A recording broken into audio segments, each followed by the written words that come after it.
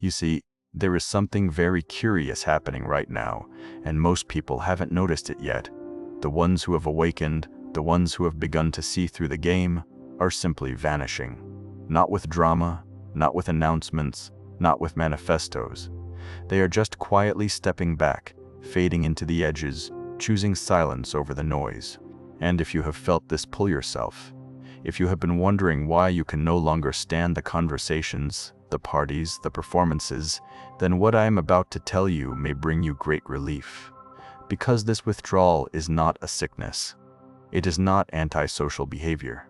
It is actually the most natural thing in the world when someone wakes up. Let me explain what I mean by waking up. I am not talking about reading a few books on philosophy or having a nice idea about oneness. I am talking about that moment when the veil drops, and you see that almost everything people are doing is a kind of sleepwalking. They are playing roles, repeating lines, moving through routines, all while completely unaware that they are asleep. Now, when you are asleep yourself, this is no problem. You fit right in. You can have conversations about nothing and feel perfectly fine. You can worry about what other people think and believe that matters. You can chase after things that have no real substance and call it success. But the moment you wake up, the moment you really see what is happening, everything changes. Suddenly, you are like a person who has walked out of a movie theater into the bright daylight. And when you try to go back into the theater, when you try to sit down and watch the flickering images on the screen again, you cannot do it, because you know it is just light and shadow. You know it is not real. This is what is happening to awakening people right now. They are finding that they can no longer participate in the collective dream, not because they are superior or enlightened or better than anyone else, but because their nervous system simply cannot tolerate it anymore. You see, society operates in a kind of agreement, an agreement to pretend that the roles we play are who we really are, to pretend that the opinions we hold are actually ours and not something we absorb from the atmosphere, to pretend that all this urgency and seriousness and striving is leading somewhere important. And everyone must participate in this pretending for it to work. It is like a play where all the actors must stay in character. But when someone wakes up, they break character. They forget their lines. They start looking directly at the audience. And this makes everyone very uncomfortable. Because the awakened person can see what is really going on. They can see the fear beneath the confidence. They can see the emptiness beneath the business. They can see that most of what people are fighting about has nothing to do with what they think they are fighting about. When someone points at another group and says, "Those people are the problem," the awakened person sees that this is just a way of avoiding one's own darkness. When someone posts their outrage on the public square, the awakened person sees that this is just unconscious material seeking a target. When society divides itself into us and them, the awakened person sees that both sides are shadows boxing with each other. And once you see this, you cannot unsee it. You cannot go back to taking it all seriously. You cannot participate in the blame and the judgment and the righteous anger because you understand that it is all just one big projection, one massive game of pointing at others to avoid looking at ourselves. So what does the awakened person do? They withdraw. Not because they hate people, but because staying in the game requires them to betray what they have seen. Every conversation requires them to pretend they do not see what they see. Every social gathering requires them to perform a version of themselves that no longer exists. Every interaction asks them to be less than they have become. And eventually the soul says, "Enough. Stop pretending. Stop performing. Stop translating your depth into shallow terms just to maintain belonging. Go where you can breathe." Now, I want to be very clear about something. This is not spiritual bypassing. This is not running away from responsibility. This is not some kind of escapism where you go hide in a cave because life is too hard. No, this is something else entirely. This is the recognition that staying in unconscious environments actually damages consciousness. It is like asking a plant to grow in the dark. It can survive for a while, but eventually it will wither. The awakened person discovers that being around unconsciousness is not just uncomfortable, it is depleting. Every time you are surrounded by people who are asleep, You have to work very hard to maintain your own wakefulness. You have to constantly filter out the projections. You have to hold your center while chaos swirls around you. You have to remain clear while everyone else is foggy. And this takes tremendous energy. Invisible energy that no one sees or appreciates. You are doing psychological work that others are not even aware needs to be done. And after a while, you realize that you are spending all your energy just trying to stay conscious in environments that are actively pulling you back to sleep. So you make a choice. You choose consciousness over belonging. You choose truth over acceptance. You choose your own inner clarity over the approval of people who cannot see what you see. And this is when the disappearing begins. First, you leave social media, because you realize it is a machine designed to keep people unconscious. Every scroll is an invitation to judgment, comparison, outrage, distraction. For someone who is awakened, it feels like swimming in sewage. So you simply stop. You delete the applications. You stop checking. And suddenly you have hours of life returned to you. Then you start leaving social circles. Not with anger or announcements. You just stop showing up. Because you realize that most social gatherings are performances. People performing their success, their happiness, their opinions, and you can no longer perform. Your authentic self has emerged and it has no interest in pretending. Then you leave certain relationships, not because you stop caring about people, but because some relationships were built on who you used to be, on the sleeping version of yourself. And now that you have awakened, there is no common ground anymore. You are speaking different languages, you are living in different worlds. Then you leave your career. This is often the most difficult one because society has convinced us that our work is our identity. But the awakened person can no longer perform the role that their job requires. They can no longer pretend to care about things that do not matter. They can no longer participate in systems they see through. And so they leave. Sometimes quickly, sometimes slowly, but they leave. Because staying would mean dying in a different way. It would mean killing the consciousness they have worked so hard to develop. Now let me tell you what happens in this withdrawal. Because it is not what most people think. Most people imagine that disappearing from society means becoming isolated, depressed, lonely. But for the awakened person, the opposite happens. In solitude, they finally stop being lonely. You see, there is a difference between loneliness and aloneness. Loneliness is what you feel when you are surrounded by people who do not see you. Aloneness is what you feel when you are finally free to be yourself. When the awakened person withdraws, they discover something extraordinary. They discover that they were never really with other people, even when they were physically surrounded. Because real connection requires consciousness, meeting consciousness. And when you are awake in a room full of sleeping people, there is no one to meet.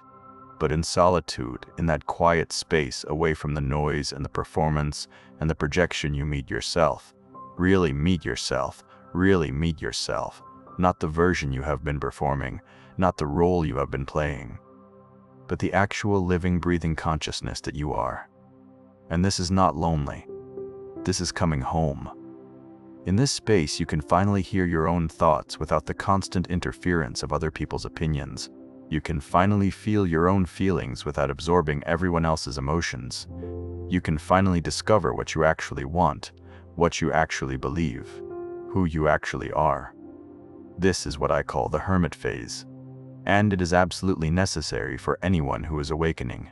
You cannot transform while maintaining all your old connections and commitments.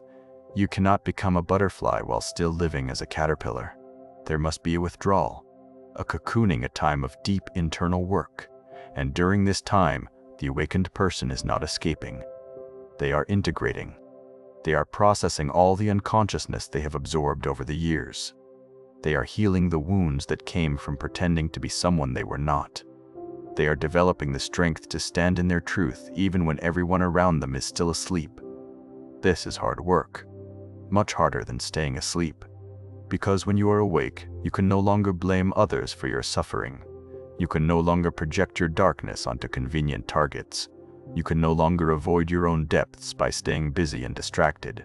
You must face everything, all the fear, all the pain, all the ugliness that you have been avoiding, and you must do this alone because no one else can do it for you. But here is the beautiful thing. Once you have done this work, once you have integrated your shadow and found your authentic self, you are no longer dependent on others for your sense of reality. You are no longer looking for approval or validation or belonging. You have found something much more valuable. You have found yourself, and from this place, if you choose to return to society, you return differently. Not to participate in the unconsciousness, but to offer something else. A different frequency, a different possibility. You become what I call a border dweller. Someone who lives on the edge between the sleeping world and the awakened world. You are present but not absorbed, available but not dependent, engaged but not entangled. You might work with individuals who are beginning to wake up. You might create art that speaks to the depths. You might write words that serve as maps for other disappearing souls. You might simply live your life in such an authentic way that others begin to wonder if there is another way to be. But you never return to the mainstream. You cannot. Because once you have tasted consciousness, you cannot go back to sleep. Once you have touched your authentic self, you cannot go back to performing a role. Once you have seen through the game, you cannot pretend it is real. Now I know what some of you are thinking. Is this not selfish? Should we not stay engaged and try to help wake others up? Should we not work to change the system from within? And here's what I want to say to that. You cannot give what you do not have. If you have not fully awakened yourself, if you have not done your own inner work, if you have not integrated your own shadow, then you have nothing real to offer others. You will just be one more sleeping person trying to wake up other sleeping people. You will just be projecting your own unconsciousness while claiming to be enlightened. You will just be spreading more confusion while thinking you are bringing clarity. No. The most loving thing you can do is to awaken fully yourself, to do the deep work of integration, to become genuinely conscious.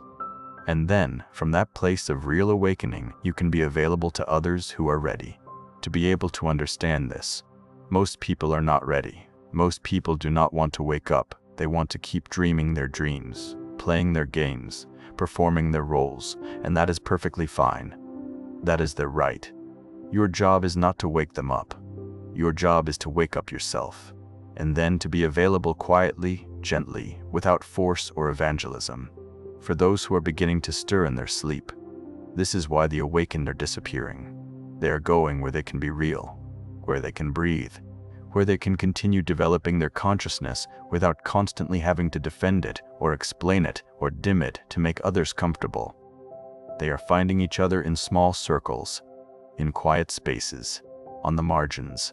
They are creating little pockets of consciousness, in a sea of sleep. They are building alternative ways of living that do not require them to betray themselves. And this is not abandonment. This is actually the most responsible thing they can do, because the collective does not need more people participating in its unconsciousness. It needs people who have done the hard work of waking up. It needs living examples of another way to be. It needs individuals who have found their authentic selves. So if you are feeling the pull to disappear, if you are finding it harder and harder to participate in normal society, if you are losing interest in the games and the performances, and the noise, then listen to that pull. It is your soul calling you home. It is your consciousness asking for the space it needs to fully emerge. Do not fight it. Do not feel guilty about it. Do not try to force yourself to stay engaged with things that drain you. Give yourself permission to withdraw. Give yourself permission to be alone. Give yourself permission to disappear for a while. This is not permanent. You will return when you are ready. But you will return as someone different, someone whole, someone authentic, someone who can offer real consciousness rather than just more unconscious performance. And in the meantime, use your solitude well. Do the inner work. Integrate your shadow. Find your authentic self. Develop your consciousness. Because this is what the world actually needs. Not more people pretending to be awake, but people who have genuinely awakened. The spiritually awake are disappearing because they must. Because consciousness cannot develop in unconscious environments. because authenticity cannot emerge while performing a role, because truth cannot be found while participating in collective lives. So let them go, or rather, if you are one of them, let yourself go. Withdraw without guilt, disappear without apology, be alone without loneliness, and trust that you are following an ancient pattern, a necessary pattern. The pattern that every awakening person must follow. The caterpillar must dissolve in the cocoon. Before it can become the butterfly, the seed must break apart in the dark soil. Before it can become the tree, the awakened person must withdraw from society. Before they can return with something real to offer. This is not the end. This is the beginning. The beginning of genuine consciousness in a world that desperately needs it. But that consciousness must be developed in solitude before it can be shared in community. So, disappear if you must. And know that in your disappearing, you are actually preparing something. Something the sleeping world cannot yet see. Something it will need when it begins to wake up. You are not abandoning anyone. You are pioneering. You are arguing ahead to prepare the way. You are becoming what others will eventually need you to be. And that is the most loving thing you can possibly